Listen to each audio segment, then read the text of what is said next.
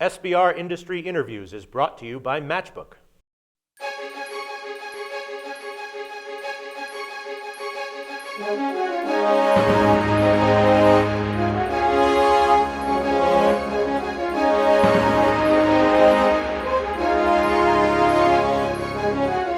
Today on SBR Industry Interviews, we talk to Mr. John Pappas, Executive Director of the Poker Play Alliance.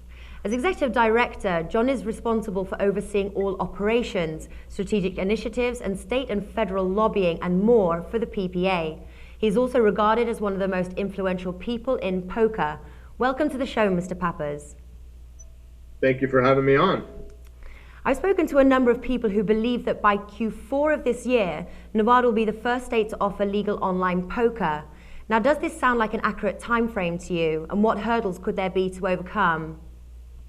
Well, I think the only hurdles to overcome is really the exorbitant interest in getting licensed in the state of Nevada. From what I understand, there's been dozens of applications, and the commission is, doing its best to get through those applications and determine who is going to be suitable for licensure. As I understand it, I think Bally's Technology was one of the first companies just this week to be granted a license in Nevada, therefore kind of granted the first to ever be granted an internet gaming license in the United States. But I think the Q4, the end of this year, it could very well slip into the early part of 2013, but we're optimistic that they can still reach the Q4 timetable. Okay, and why would Bally be given a license over the others so far? I don't know what the determination was. I just had read that headline this morning, and so obviously they're making progress in Nevada on issuing the licenses, and obviously the next step is to set up operations. Okay, we know that California, New Jersey, Delaware, and Illinois are in favor of online gambling and poker. Of these states, who would you say is the closest to joining Nevada? Well, I'd say New Jersey's probably the closest. They've had bills already passed through both the House and the Senate. They've taken legislation all the way to the governor's desk, which was vetoed, but they've revised that legislation, and hopefully it's something that's going to be suitable for the governor. I don't think we're going to see much action in New Jersey until later this summer, but I would say the next domino to fall would be New Jersey, and then, I think it's going to be a couple more years, and you're going to see several states really entering the fray, because it's if the federal government doesn't act soon enough, I think the states will continue to fall one after the other, and it's not going to happen immediately, but it is going to happen within the next couple of years. If other states did legalize poker, would you expect to see interstate poker, or do you think that the best we can hope for now is intrastate online poker? Well, I think the only thing we can hope for now is intrastate online poker if it's done on a state-by-state basis. I don't believe that there is going to be a structure in place for any time in the near future to allow states to share liquidity or share players and to take the games across state boundaries. So I think that is going to be to the detriment of the consumer, is that if this does end up being a state-by-state situation, states that have very small population, the consumers there, the poker players there, are really going to be hurting for a competitive game, I think. And would I have to be a sort of a resident of, say, Nevada, or could I just come and sort of visit Nevada for a vacation to be able to play poker? It's a great question, and I don't know the answer to that.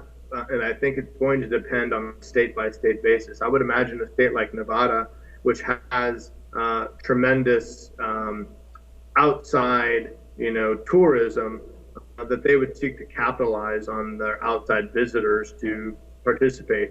But even today, even in Nevada today, there is remote gaming, so that you could be staying at a casino and be sitting at, in a lawn chair at the pool and be playing, on a mobile gaming device. You can also do that with sports betting in Nevada as well. So they may make a requirement for people to play poker online that they have to be a resident. But again, I don't know exactly what the specifics are there.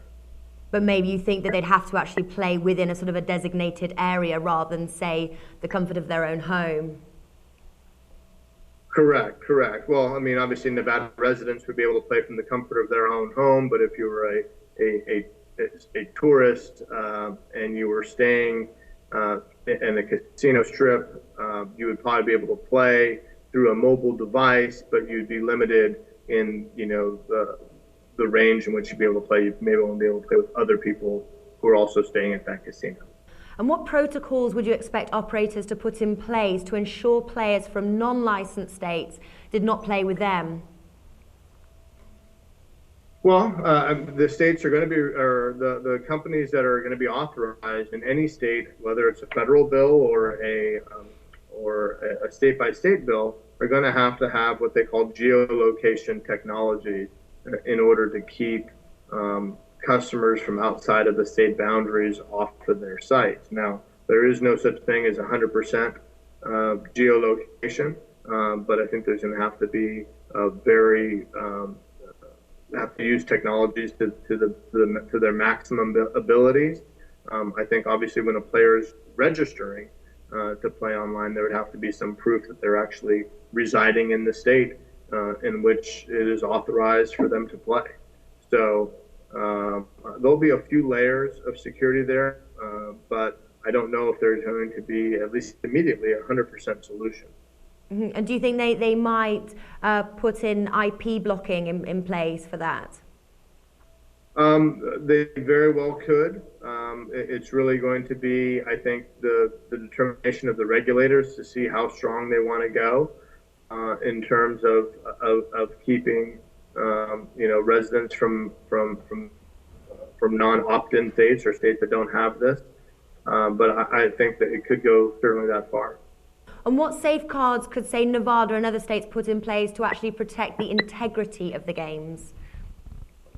Well, I think there's already a great example of good regulatory regimes, throughout Europe and elsewhere when it comes to internet gaming. So, Nevada is already a very strong regulator of brick and mortar casinos. So it's applying a lot of those same principles to the online game, but actually making it even more tightly controlled because of everything is kept online and all the data and all of the records are digitized and accessible online. Will make the regulation of the game, I think, even stronger from a player protection standpoint to ensuring that the operator themselves aren't somehow cheating the players. And I think it's going to be what is, I think, difficult for some people to understand is that it's actually easier to regulate the online game than it is actually a brick and mortar casino where you have people coming and going and you really don't know who's in your casino at what time. You don't really know what your dealers are doing every second of the day. Online, all of that is obviously controlled. How do you see the role of the PPA changing with the changing legislative landscape?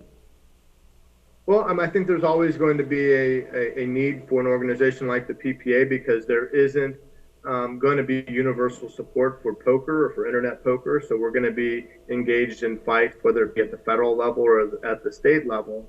As an organization, we focus primarily on federal efforts, although we are engaged in a handful of states, because we just believe that a federal solution, an overarching federal law that would help clarify and allow the states to act would be preferable for the consumer than would be, a state-by-state solution. But, quite honestly, if a federal solution is not going to be attainable within a reasonable amount of time, then, the PPA will shift accordingly. And if we have to go and fight at all 50 states, we were prepared to do that.